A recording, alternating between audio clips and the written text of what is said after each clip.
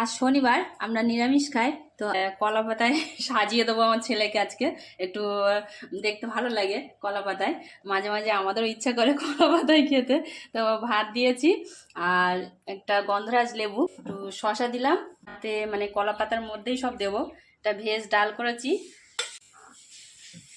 আর আলুর চিপস, বাদাম দিয়ে শুকনো লঙ্কা দিয়ে আলুর চিপস বানিয়েছি। বন্ধ করো। আর করেছি একটা সবজির পকোড়া। এটা কি সবজির পকোড়া কমেন্টে জানাবে। তো সবজির পকোড়াটা নিয়ে নিচ্ছি। আর করেছি বাটার, মানে পনির বাটার।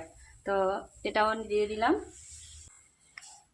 বাটার পনির মশলা, না পনির বাটার মশলা, যাই হোক। আর করেছি আমের চাটনি। এটা ওর পছন্দ নয়, আমের চাটনি কেউ খায় না, তবুও করলাম বলে দিচ্ছি।